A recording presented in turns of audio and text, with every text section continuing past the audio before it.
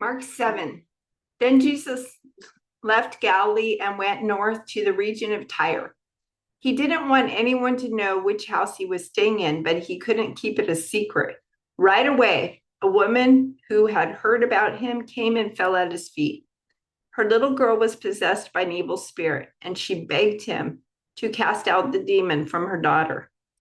Since she was a Gentile born in Syrian Phoenicia, Jesus told her, "First, I should feed the children, my own family, the Jews. It isn't right to take food from the children and throw it to the dogs." She replied, "That's true, Lord, but even the dogs under the table are allowed to eat the scraps from the children's plates." "Good answer," he said. "Now go home, for the demon has left your daughter." And when she arrived home, she found her little girl lying quietly in bed, and the demon was gone. Then Jesus left Galilee and went north to the region of Tyre and Sidon. A Gentile woman who lived there came to him pleading, "Have mercy on me, O Lord, son of David, for my daughter is possessed by a demon that torments her severely." But Jesus gave her no reply, not even a word. Then his disciples urged him to send her away. "Tell her to go away," they said. "She is bothering us with all her begging." Then Jesus said to the woman, "I was sent only to help God's lost sheep, the people of Israel." But she came and worshiped him, pleading again, "Lord, help me." Jesus responded, It isn't right to take food from the children and throw it to the dogs." She replied, "That's true, Lord, but even dogs are allowed to eat the scraps that fall beneath their master's table." "Dear woman," Jesus said to her, "your faith is great. Your request is granted." And her daughter was instantly healed. Jesus left Tyre and went up to Sidon before going back to the Sea of Galilee and the region of the 10 towns. A deaf man with a speech impediment was brought to him, and the people begged Jesus to lay his hands on the man to heal him. Jesus led him away from the crowd so they could be alone. He put his fingers into the man's ears, then spitting on his own fingers, he touched the man's tongue. Looking up to heaven, he sighed and said, "Ephphatha," which means be opened. Instantly, the man could hear perfectly, and his tongue was freed, so he could speak plainly. Jesus told the crowd not to tell anyone, but the more he told them not to, the more they spread the news. They were completely amazed and said again and again, "Everything he does is wonderful. He even makes the deaf to hear and gives speech to those who cannot speak." Jesus returned to the Sea of Galilee and climbed a hill and sat down. A vast crowd brought to him people who were lame, blind, crippled, and those who couldn't speak, and many others.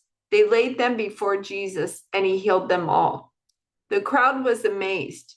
Those who hadn't been able to speak were talking. The crippled were made well, the lame were walking, and the blind could see again. And they praised the God of Israel. About this time, another large crowd had gathered, and the people ran out of food again. Jesus called his disciples and told them, "I feel sorry for these people. They have been here with me for 3 days, and they have nothing left to eat. If I send them home hungry, they will faint along the way, for some of them have come a long distance." His disciples replied, "How are we supposed to find enough food to feed them out here in the wilderness?" Jesus asked, "How much bread do you have?" "7 loaves," they replied.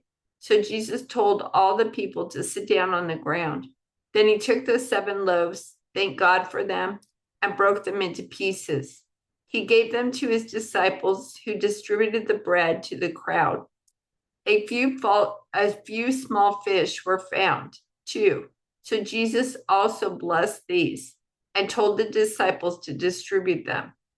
They ate as much as they wanted. Afterward, the disciples picked up 7 large baskets of leftover food. There were about 4,000 men in the crowd that day, and Jesus sent them home after they had eaten. Immediately after this, he got into a boat with his disciples and crossed over to the region of Dalmanutha. Then Jesus called his disciples and told them, I feel sorry for these people. They have been here with me for 3 days and they have nothing left to eat. I don't want to send them away hungry, or they will faint along the way. The disciples replied, where would we get enough food here in the wilderness for such a huge crowd? Jesus asked, how much bread do you have? They replied, 7 loaves and a few small fish. So Jesus told all the people to sit down on the ground. Then he took the 7 loaves and the fish, thanked God for them, and broke them into pieces. He gave them to the disciples, who distributed the food to the crowd. They all ate as much as they wanted. Afterward, the disciples picked up 7 large baskets of leftover food. There were 4,000 men who were fed that day, in addition to all the women and children. Then Jesus sent the people home, and he got into a boat and crossed over to the region of Magadan. One day, the Pharisees and Sadducees came to test Jesus, demanding that he show them a miraculous sign from heaven to prove his authority. He replied, you know the saying, red sky at night means fair weather tomorrow. Red sky in the morning means foul weather all day. You know how to interpret the weather signs in the sky, but you don't know how to interpret the signs of the times. Only an evil, adulterous generation would demand a miraculous sign, but the only sign I will give them is the sign of the prophet Jonah. Then Jesus left them and went away. When the Pharisees heard that Jesus had arrived, they came and started to argue with him. Testing him, they demanded that he show them a miraculous sign from heaven to prove his authority. When he heard this, he sighed deeply in his spirit and said, why do these people keep demanding a miraculous sign? I tell you the truth, I will not give this generation any such sign. So he got back into the boat and left them, and he crossed to the other side of the lake. But the disciples had forgotten to bring any food. They had only 1 loaf of bread with them in the boat. As they were crossing the lake, Jesus warned them, watch out, beware of the yeast of the Pharisees and of Herod. At this, they began to argue with each other because they hadn't brought any bread. Jesus knew what they were saying, so he said, why are you arguing about having no bread? Don't you know or understand even yet? Are your hearts too hard to take it in? You have eyes, can't you see? You have ears, can't you hear? Don't you remember anything at all? When I fed the 5,000 with 5 loaves of bread, how many baskets of leftovers did you pick up afterward? 12, they said.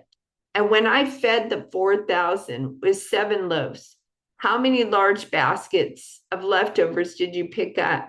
7, they said. Don't you understand yet? He asked them. Later, after they crossed to the other side of the lake, the disciples discovered they had forgotten to bring any bread. Watch out, Jesus warned them. Beware of the yeast of the Pharisees and Sadducees. At this, they began to argue with each other because they hadn't brought any bread. Jesus knew what they were saying, so he said, you have so little faith.